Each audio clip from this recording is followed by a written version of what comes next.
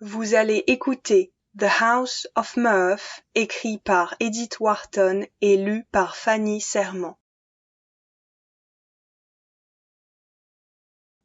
Livre 1, chapitre 1. Selden s'arrêta, surpris.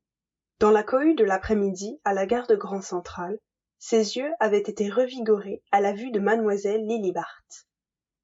C'était un lundi du début du mois de septembre, et il revenait à son travail après une excursion précipitée à la campagne. Mais que faisait mademoiselle Barth en ville à cette saison? Si elle avait semblé prendre un train, il aurait pu en déduire qu'il l'avait rencontrée alors qu'elle faisait la transition entre l'une et l'autre des maisons de campagne qui se disputaient sa présence après la fin de la saison de Newport.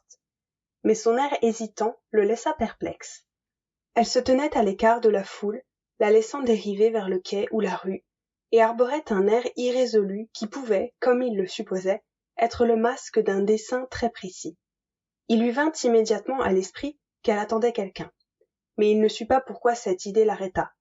Il n'y avait rien de nouveau chez Lillibart, et pourtant, il ne pouvait jamais la voir sans un léger mouvement d'intérêt. C'était sa caractéristique de toujours susciter des spéculations. Et ses actes les plus simples semblaient être le résultat d'intentions de grande envergure. Un élan de curiosité le fit dévier de sa ligne directe vers la porte et passer devant elle. Il savait que si elle ne voulait pas être vue, elle s'arrangerait pour lui échapper, et cela l'amusait de penser à mettre son habileté à l'épreuve. « Monsieur Selden, quelle chance !» Elle s'avança en souriant, presque impatiente, dans sa résolution de l'intercepter. Une ou deux personnes, en les frôlant, s'attardèrent pour regarder, car mademoiselle Barth était une figure qui pouvait arrêter même le voyageur de banlieue qui se précipitait vers son dernier train. Selden ne l'avait jamais vue aussi radieuse. Sa tête éclatante, se détachant sur les teintes ternes de la foule, la rendait plus visible que dans une salle de bal. Et sous son chapeau et son voile sombre, elle retrouvait la douceur d'une jeune fille, la pureté des teintes qu'elle commençait à perdre après 11 années d'heures tardives et de danses infatigables. Selden se demanda si cela faisait vraiment 11 ans, et si elle avait bien atteint les 29 ans que ses rivaux lui attribuaient.